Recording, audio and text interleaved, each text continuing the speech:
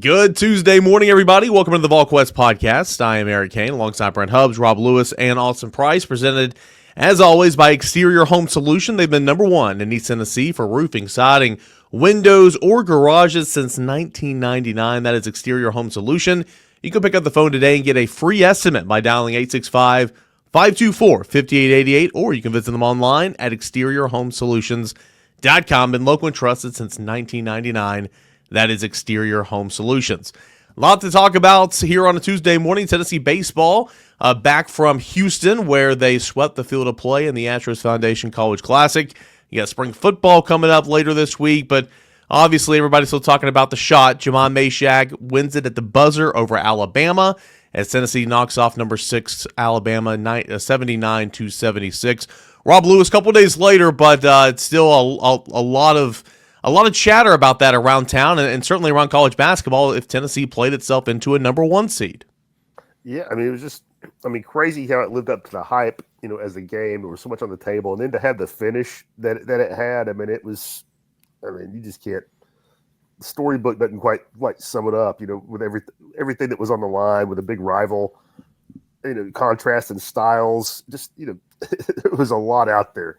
And, just so dramatic the way it ended, and yeah, if you got to think today, the talking heads and the computer guys seem to agree. Tennessee is a 1 seed if the tournament started today.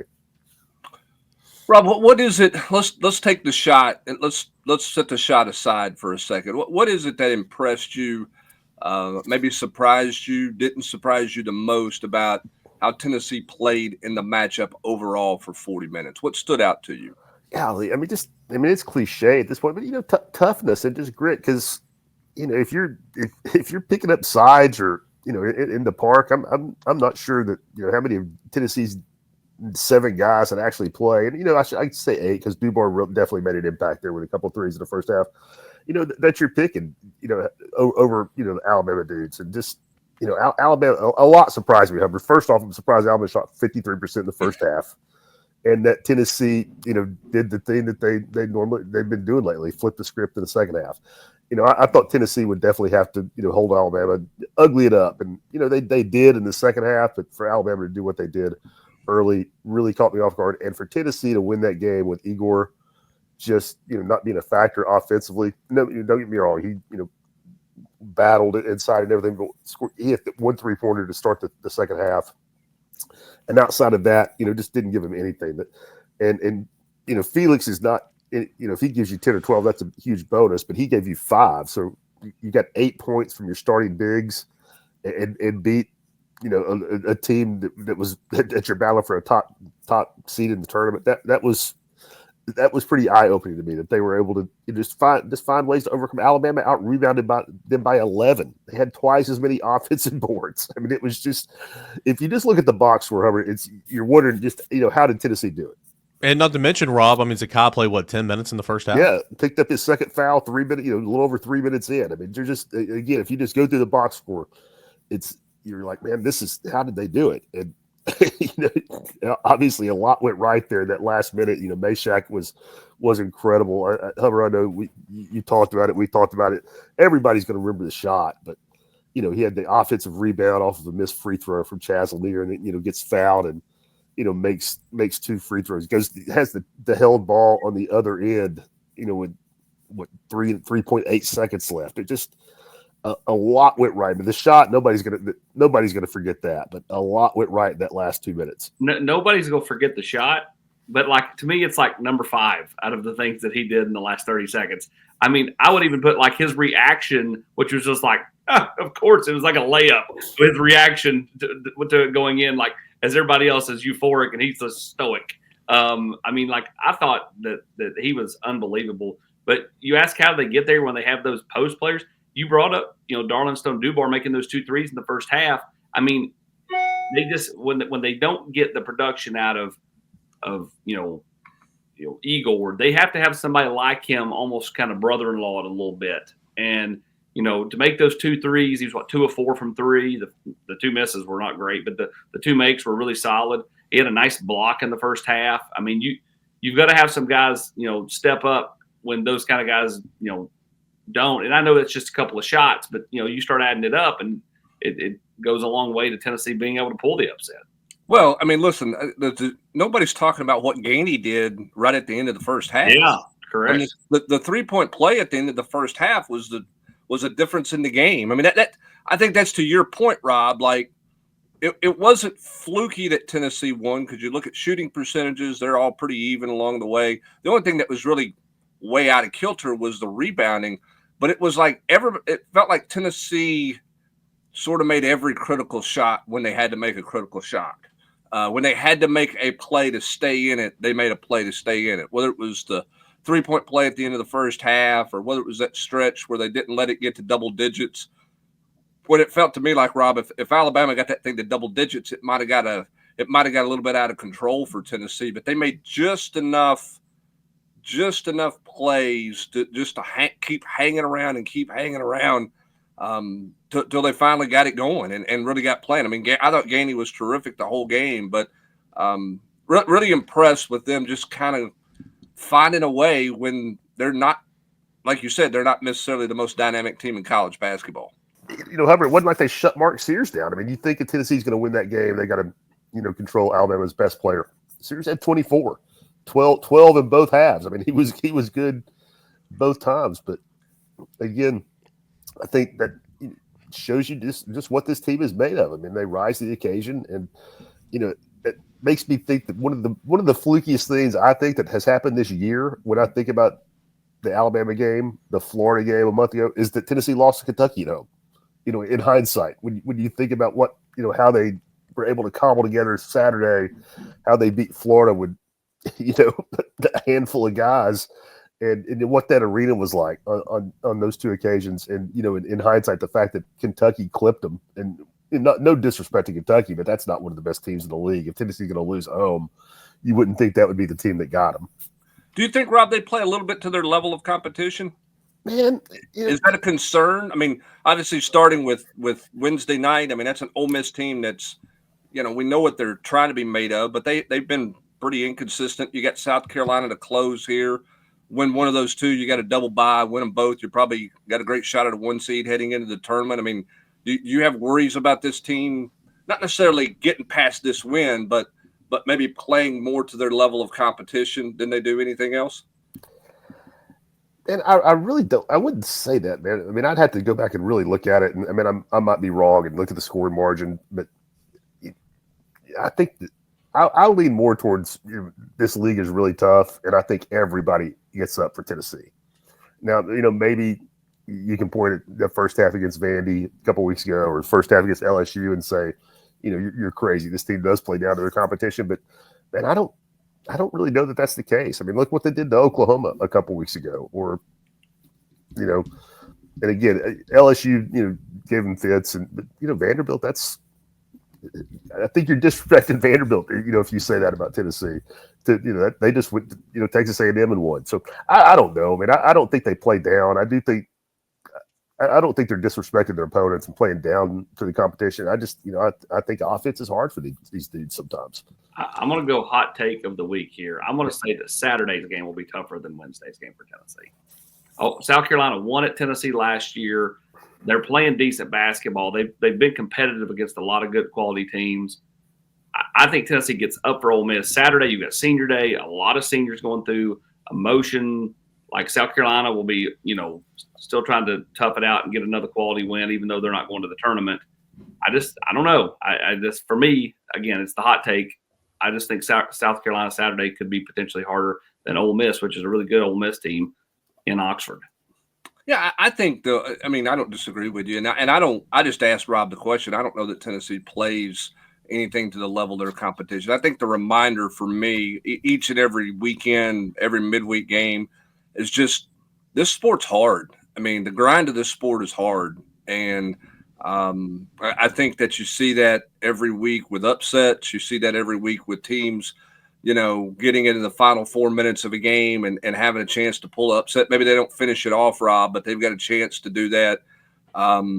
It's just hard. I mean, it's hard to play 30-something games and be at close to your peak emotional, mental, and physical ability each and every night. And when you're in a league as competitive as this league is, it's really, really hard. I mean, think about this. I mean, 2 weeks ago, I mean, Texas A&M was talking about. You stole it from me. Sorry, go ahead. I'll let you. No, you go. You're rolling. I mean, they were talking about it as a 2 seed and the hottest team in the league, and I mean, and they're over since that moment, Rob. I mean, they're just completely over, non-factor at this point. Yeah, it's why, and it can flip like that. And I mean, Hubbard, I know you talk about it a lot in college football. It's hard to get up, every Saturday, et cetera, et cetera. You got to do that twice a week in college basketball, and you got to do it, a lot more times in somebody else's gym than you do in college football. And you're still talking about, you can't really call them 18 or 19-year-olds anymore, but still talking about young men that performance can vary. So yeah, I mean, I think it is difficult to get on a run and sustain it. I mean, I think what Tennessee's done here in the last month, 4 weeks is really impressive. Are we at 7 of 8 now? Is that correct? 7 of 8 games in this league. I mean, that's no joke. Rob, I got 2 things. Number one, why in the world did Oates not call that timeout on the 5 second? I mean, what do you think? What are you not thinking? That's remarkable to me that happens. I mean, I guarantee if you're coaching against Brent Hubbs in KYS basketball, he'd have called that timeout at the end of the game. No question. I'd have called it 2.5 seconds because I'd have had the fastest count on my sideline. I mean, the thing about that play is it's not like it was on the other end of the court. I mean, it was it's literally 6 feet away from you. You're watching the official count. Like, I'll give Nate Oates credit. He walked into that media room afterwards and he shouldered all the blame for what he did from a substitution standpoint, not calling the timeout. I give him full credit because he walked in and said, "Put that one clearly on me," which he's right because he made his coaching mistakes down the stretch cost his basketball team. Whereas Rick Barnes tried to call the timeout and got away from it. I was going to say, how great is that? Some of the best things in sports are things that aren't granted, right? I mean, you see it all the time with field goals, trying to ice a field goal or whatever. They don't get it off in time, and, it's true. I mean, you saw it here in basketball. You see that we've all seen the video. It's not only is it Rick Barnes, it's Kai Ziegler trying to get that timeout once you pass half court, and it's not granted, and the shot goes in. I mean, if the shot would have went in and they would have ended up calling a timeout, oh my goodness, that would not have been a fun place to be. Bedlam. And how how many? I'm not saying Rick's not the only one, but how many coaches are so secure that they come in and just that's kind of the first thing out of their mouth. They tell that on themselves. The best thing I did today was get ignored by the officials. That was a pretty quality moment after that win. Well, I mean, the thing about the highlight for that is when you watch it. I mean, Jahmai's stone cold walking off, and Rick Barnes and Zakai Ziegler have no idea what happened. Not the first clue. They didn't see the ball go in. They saw the bench erupting, and Zakai's like, well, what? I mean, like, he didn't turn and run. I mean, like, he's standing there with his head coach looking at the official. Didn't realize what had happened there. It's pretty crazy. So big picture stuff here, and I mean this is what everybody wants to know. And if you look at Lenardi's latest bracketology, I guess this is from Sunday's, the most latest one that I'm seeing at the time of this recording. Tennessee's on that 1 line. Did Tennessee play itself into a 1 seed, Rob, or anybody? And if so, what does Tennessee need to do to keep that spot on the 1 line? Right now, it's currently the 4th team on the 1 line. I mean, I almost think it's impossible to predict because I think the margin is so thin.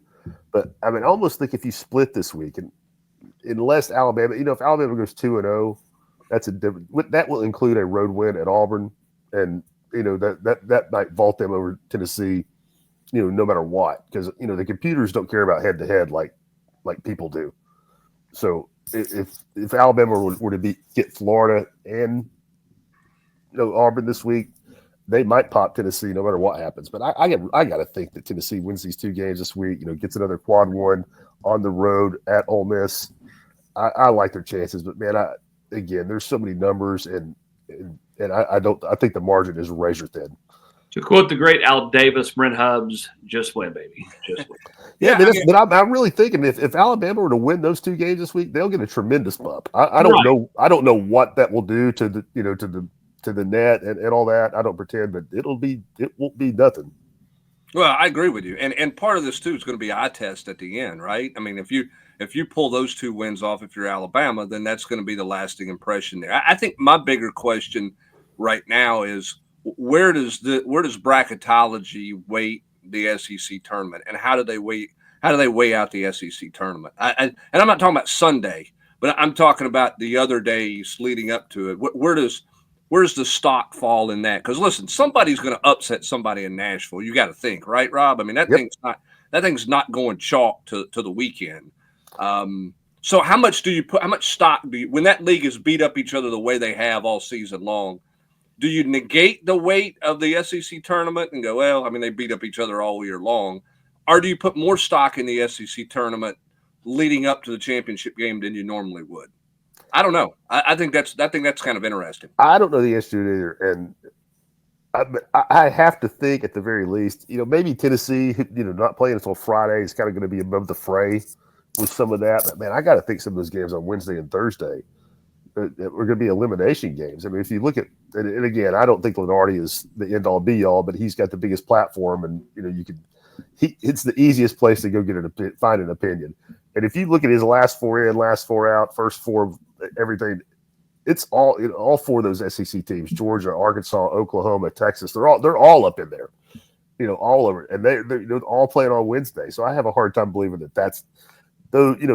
The games on that level aren't going to have an impact in shuffling things. But at the top, and I mean, it's pretty clearly not mattered for Tennessee in the past. But in the past, it's been Tennessee, going against Duke or somebody for that, or Kansas for that seed. Now it's hard for me to think that it won't matter if you're playing somebody who they're splitting hairs about with you on the one line. Like if Tennessee were to play Alabama again or Florida, hard for me to think that wouldn't matter. Especially Florida, that'd be best 2 out of 3.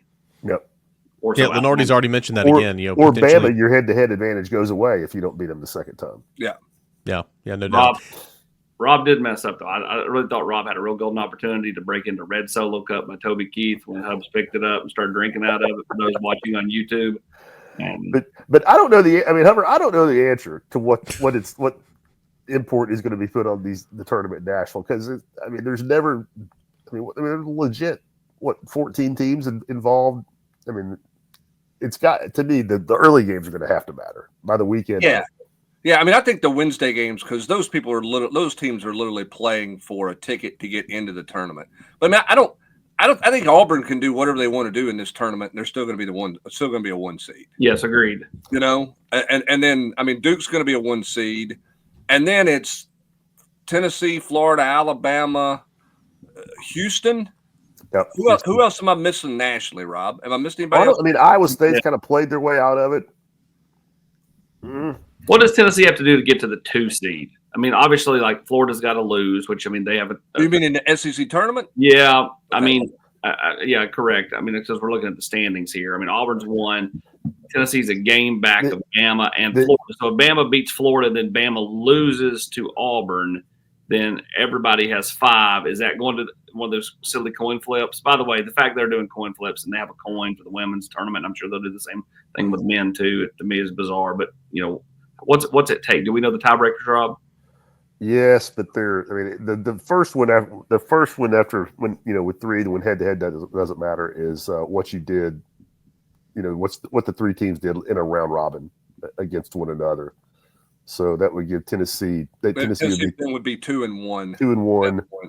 2-1. I guess, is this going to be Florida and Alabama? It's their only meeting coming up this week, and so I guess the loser of that one would be the odd man out. If they all come in Alabama, because then Florida would be out. Then it would be head-to-head versus Tennessee versus Alabama. Or if Alabama loses twice this week, Tennessee would. I mean, they wouldn't be the 2 seed, but they'd move up to 3. Yeah. A lot of basketball still to be played. Final week of the regular season, and of course the SEC tournament coming up here in a couple weeks. And all this is going to set the table for Tennessee in March. Hopefully, a long run in the NCAA tournament. Will it be a 1 seed, a 2 seed? We'll find out. But Saturday's win over Alabama certainly gave them some momentum to start the month of March. As Rick Barnes said, I guess madness is here, and we'll have it all right here at Volquest.com. Quick break. Come back. Talk a little bit baseball in the Houston Astros Foundation Classic and get you set for spring practice, which is set to get going later this week. All that and more right here on the Volquest podcast. Here's our friends over at Exterior Home Solutions. Hey, Sterling, man, come on. We got a roof to replace. Let's go, baby. Let's go. Let's go. Hey, Sterl, you ready to go to the top? Man, can't believe you guys been doing this for 25 years. Oh, baby. Now this is what I call a rooftop party. We have 25 years experience in roofing and exterior renovations, and we're backed by the best. Are you ready to get your rooftop party started? Give us a call, 865-524-5888. Welcome back to the Volquest.com podcast presented by our good friends at Exterior Home Solutions. Glad to have you along with us on this Tuesday. Let's talk some Tennessee baseball, Eric Kane. I'm impressed because I knew this team was going to be talented. I didn't know they would be this good on the mound this early, and I didn't know that they would seemingly have the chemistry that they have this early with all the new faces. Am I wrong?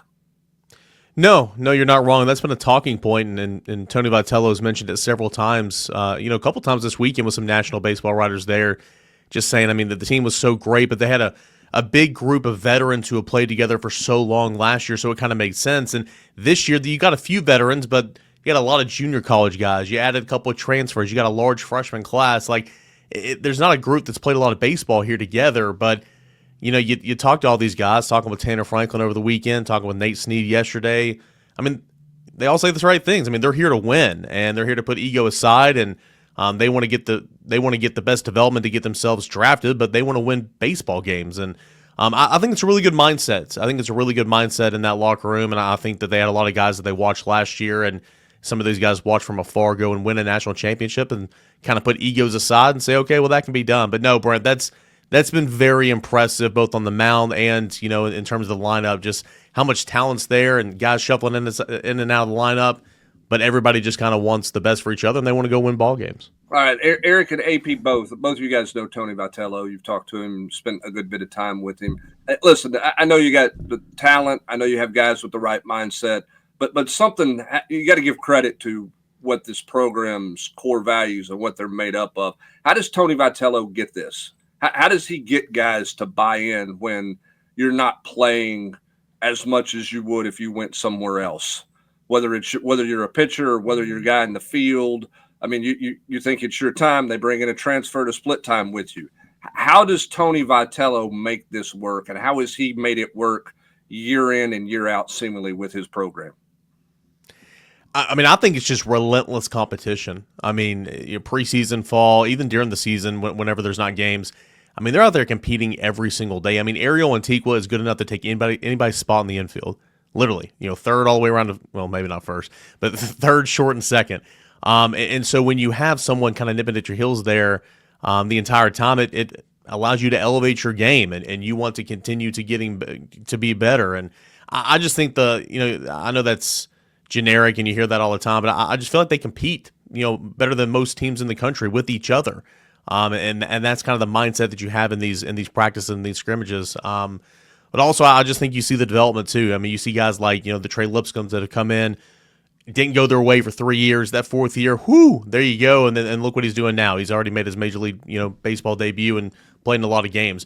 You wait your time and you put in the work, you're going to be developed into a good baseball player. So I think it's a combination of a lot of different things, but also, everybody's got problems at times, but I feel like they do a great job of handling those things and putting it to rest, pretty quickly because of, some of these leaders they have on the team, like, Peebles and Hunter Inslee. Yeah, and I think too, it's the culture he's established, and it started with that group about 3 years ago, and then it's carried on. There's it's like Dean Curley talking about on Ball Club Confidential this week about SEMO telling him, hey, you need to wear number 1. It's a great lineage, right on down the line, the best players wear 1. He offered it to him. And Curley's like, I'd have been dumb not to do it. Right.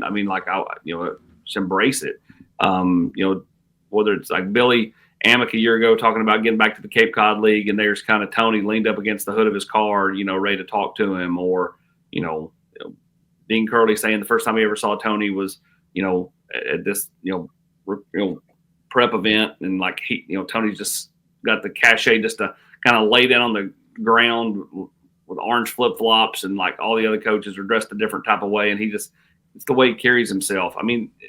People just want to be a part of it. They see the fun that the program is having. Obviously the wins translate as well, but I think it's just the overall, the fun, the fans, all that stuff, I think just plays into Tony's hands, and the way he handles himself, fights for his players. It seems to be a fun guy to play for. It just resonates with really good players, which is why. And I'll say this too, and the portal. Yeah. Sorry to cut you off there at the end. I'll say this too.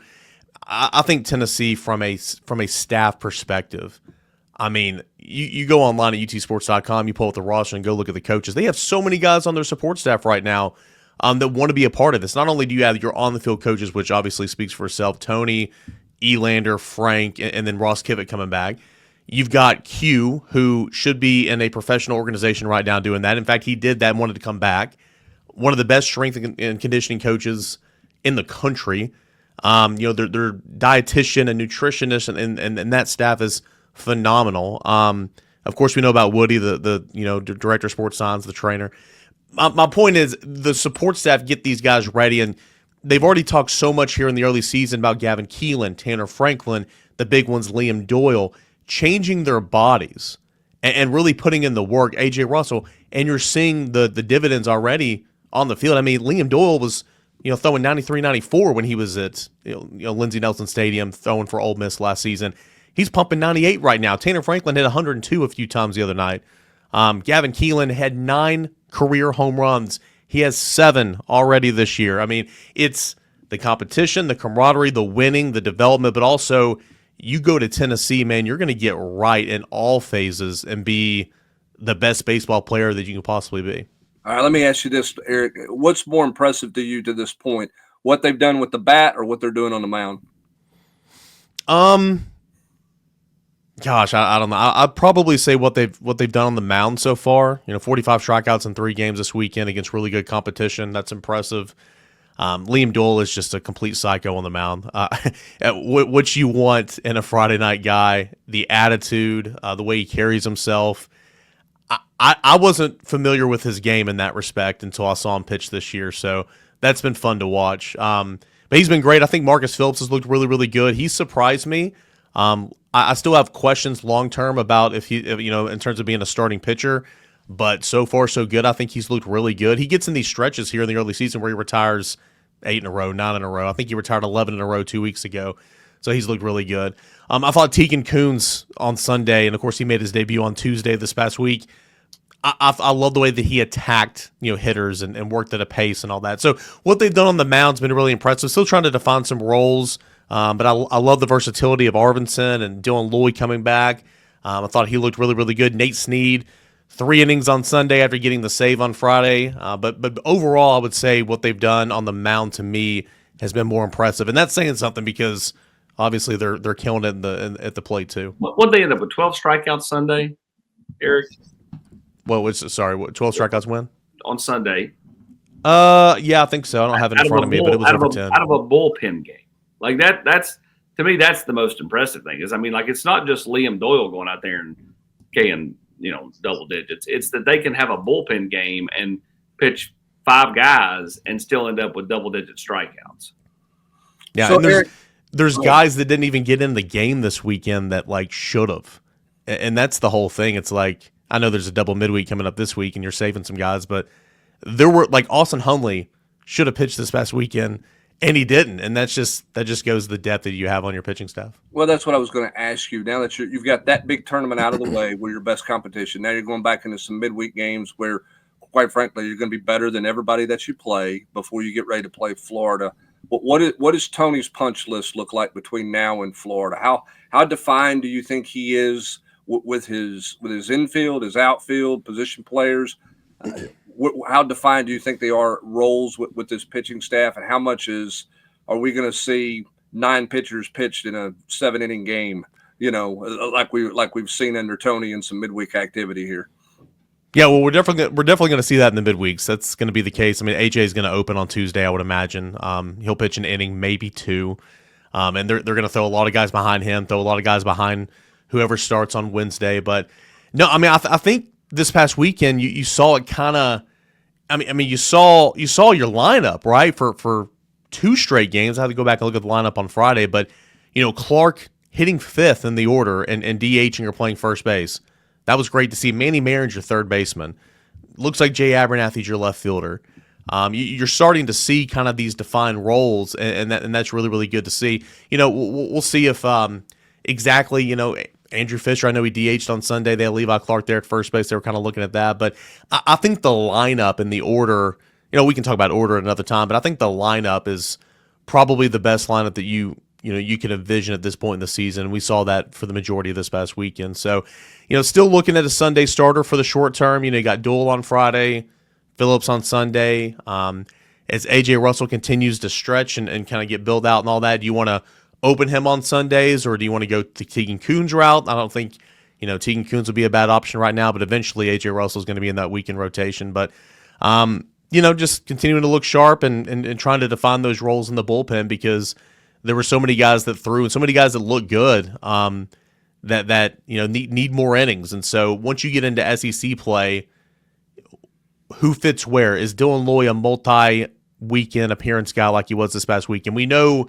Nate Snead will be, but could Braden Sharp be called on like he was on Sunday or Saturday and look really, really good doing it? So I think that you're still kind of looking at some of these roles for these pitchers because there are so many and they're so talented. But as far as the lineup, man, I think what you saw the majority of this weekend is your best lineup, and that's exciting moving forward. More Levi Clark. I would move him up to maybe third in the order too. I think he is. What landed just a first, phenomenal your player. plane or that ball?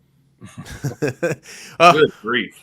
I mean, my flight was delayed a couple hours, so I want to say the flight, but that was a ball that was crushed at the short part of the left field for sure. Yeah, and a non-hitters ballpark, right? Big park. So here we can go with that narrative. The narrative for Tennessee nationally is going to be embarrassment of riches, is what everybody's going to be talking about coming out of this weekend as Tennessee heads back into the end of their pre-conference schedule to try to tinker and figure everything out before you get ready for the Florida Gators, who will be in town in just a couple of weeks to kick off SEC play and what will be a week in and week out just absolute bloodbath in this league, as it is every year, because we talk about basketball being where it's at. Baseball's always there, and that's certainly the case with this conference schedule as well. So we got plenty of baseball coverage, plenty of basketball coverage. On Friday, Josh Heupel and the football staff and the football team go to the practice field for spring practice.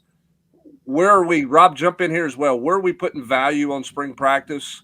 Are we negating value of spring practice more than ever? Or are we just negating a spring game? What do we think of spring practice in college football right now? I think it's going downhill for years and years. I mean, don't you? I mean, me and you are old and been doing this a long time, and I can remember the spring game. I wouldn't say it's a big deal, but I mean, you got excited about it. Maybe fans were excited about it. I mean, it was, for us. I mean, it was. It certainly way below a regular season game, but I mean, you were hoping to see some things and, maybe be able to form some opinions. And it's just been the spring game in particular, let alone spring practice, but the spring game in particular has been worthless for, a decade or more now. Would you guys not agree? I think the spring game has. I think spring practice, there's a ton of value there for your team, the 14 practices, but the spring game I think has gone downhill for sure. But Hubbard, I've seen you talking, you talked about this, you written about it a little bit, and I think it would have so much more value if it was in the summer. I agree. OTAs, yeah. I mean, I've seen Hubbard beat that drum some, and it just makes so much more sense. I mean, if guys are getting paid now, then let's end the charade and let's actually try to make the sport better. Well, I mean, whether it's in March or whether it's an OTA style in June, which I agree with, I'd be fine with that. I mean, anytime you get out there and you put a helmet on and shoulder pads and shorts and you go through the fundamentals and all that, and you get some work. I mean, 11 on 11, all that type of stuff. Not 11 on 11, but O-line, inside run, all that type of stuff. That's valuable, no matter when it is. I just think that, in terms of nationally, the game, Austin, the historical orange and white game or the red and white game, or wherever you are around the country. I mean, that everybody's canceling it right now, and I mean, I'd be surprised if Tennessee has one in a couple of years. I mean, just at the rate everybody else is canceling. Yeah, I mean, I go ahead, Austin. I was going to say I thought it died when they were doing Circle of Life out there and giving points for it back 10 years ago. Well, I know where Rob's mind was thinking. You went away from being a game and ended up starting being like the NBA All-Star game. Like, you start doing all this stuff that's non-competitive, and I think you can't insult the fans. And then when you took away the autograph signings, as Hubs has talked about several times, then how incentivized are fans to go?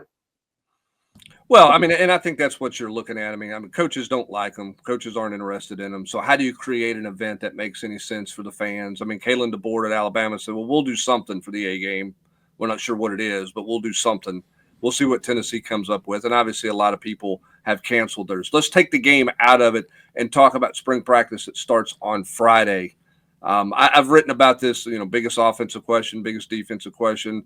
I got a little bit coming up on Wednesday. Who you buying stock in? What's at your top of your list that you want to see, Austin, in spring practice? What are you going to be gravitating to? Not just on Friday, but throughout spring practice here. Where are your eyes going? What little bit we get to see? Well, my eyes are going to go to these freshmen because if you're not going to go heavy to the portal, I mean, the Marion Dyes, the Isaiah Campbells, the David Sanders have got to play. So my eyes immediately go there. Now, like what I'm most interested to hear about, and again, we won't see it because we're not going to be out there for any of it, is how are the receivers looking? Because at the end of the day, this team needs Mike Matthews, Chris Brazzell, Braylon Staley, any of those freshmen that are now here to really take a step and hit the ground running.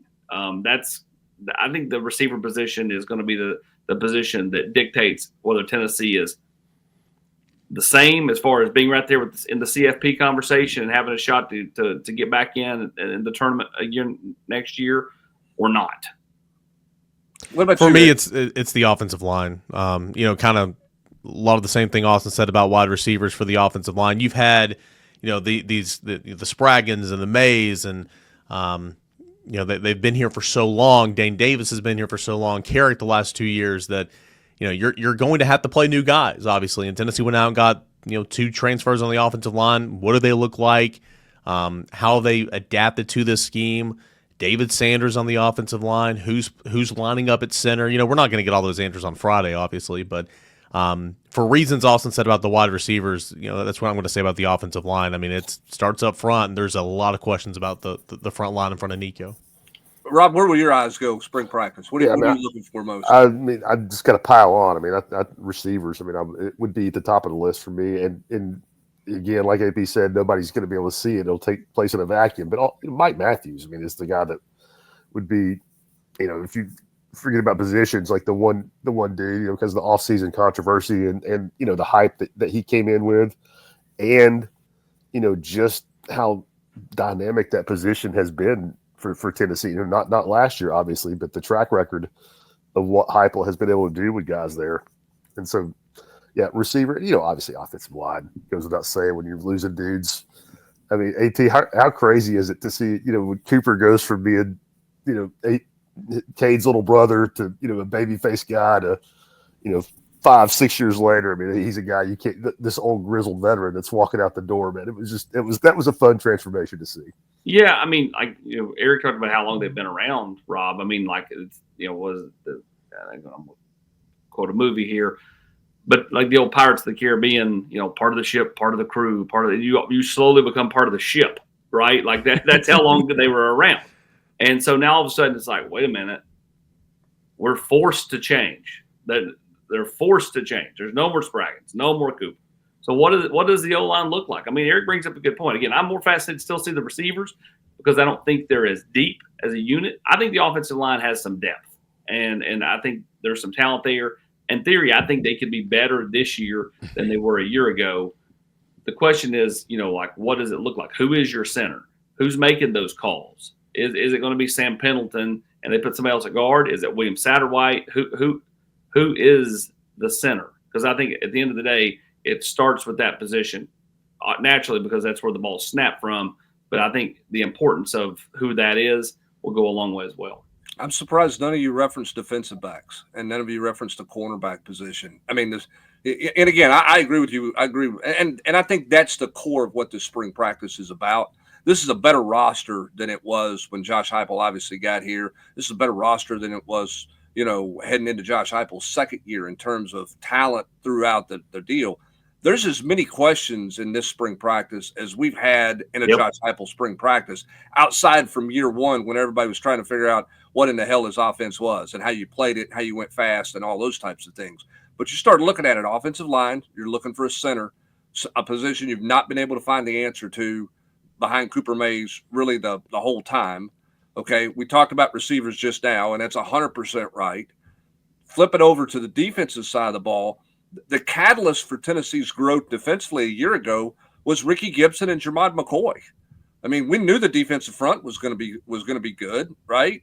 You thought linebacker they were going to be okay, and then obviously you had the Peely injury. But the difference was they could play on the corners and what they could get done there. And now McCoy's out, not going to go through spring ball. We don't know what Ricky Gibson's status ultimately is going to be here. You got Jalen McMurray, and then who? Trey Poteet. It's freshman. It's freshman. I mean, especially with Beasley, I think will bounce around, play some safety, play some corner. Why would he do that now with the uncertainty of Ricky Gibson? That's just my. I know that was the plan kind of early on, but there's just no depth at corner. So why would you bounce Caleb Beasley around, AP? Well, maybe they don't. Again, I think that he'll get a look at both, but we'll see. Again, I think it depends on how spring's going, how they feel like guys, like Trey Poteet, are doing. Obviously, they've got a lot of inexperience there that will be forced upon them. But guess what? They're going to have inexperienced at receiver, so it's going to be inexperienced receivers versus inexperienced corners all spring ball. Yeah, and then you're looking for a backup nickel. You don't have a backup nickel on this roster. Who was the guy behind Boo Carter? I don't think you got one. And that's be one of those freshmen, right? Yeah, that's to the point of what this spring makes this spring pretty fascinating from that standpoint. I don't think you solve all those answers, but you got to come out of this. You got to come out of spring practice with a pool of guys that you say, okay, we can get this guy ready. We think this guy can get ready, and that type of thing at a lot of positions. Because again, I think across the board, it's a better roster, but it's as many questions as they've had. Well, and how many? I mean, where do they come out? What do they come out of spring looking for? Everybody assumes they're going to try to go find a receiver, right? Do they go try to find a corner, or do they feel decent enough about it? Do they have to go find a linebacker? What positions do they try to attack in the spring? I don't think there'll be like an influx of like 6 guys they're going to add, but they may add 2 to 3 players. Who is that, and what positions are they? Is it fair to say your original question, Brett, where your eye is going to go Friday when you get out of the spring practice? Is it fair to say Ricky Gibson, seeing if number one's out there? I mean, sure. I mean, I think that's. I mean, just from a body count standpoint, you're definitely going to go make sure that he's out there. That's the first place you go. Yeah, take and roll to see what that looks like, and that's a whole different topic for a different podcast on what should happen with the spring portal window or shouldn't happen with the spring portal window. But this is the world we're living in now, so you got to go check those things. But yeah, you're going to look at there. I mean, there's a lot of things to look at, and this is what spring has turned into with a turnover in your roster, but you're also bringing in 22, 23 new players, and it's all about the newness, and we'll see what that newness looks like starting on Friday morning when Tennessee gets cranked up on the practice field. Should be a lot of fun. So you got football practice starting on Friday. We got 2 midweek baseball games. You got the Bonnies coming in this weekend for baseball. I'm sure that's a loaded baseball team. The St. Bonaventure Bonnies are. You got late night Rick Barnes' favorite 9 p.m. Eastern time start in Oxford, Mississippi. Lady Vols start SEC tournament play at 11 on Wednesday after a hugely disappointing loss to Georgia coming over this past Sunday on Senior Day. So tons and tons of stuff going on right now. It should be a lot of fun here. Yeah, if you want any information, any coverage of whatever's happening on Tennessee right now, no better place to look than right here at Volquest.com. No better place to talk about it all with some passionate Tennessee fans than over on the General's Quarters.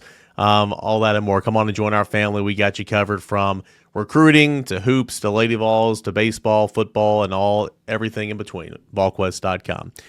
For Brett Hubbs, Austin Price, Rob Lewis, I'm Eric Kane. Thank you so much for joining us, and thank you Exterior Home Solutions for being a presenting sponsor of this show. 865-524-5888 or online at exteriorhomesolutions.com.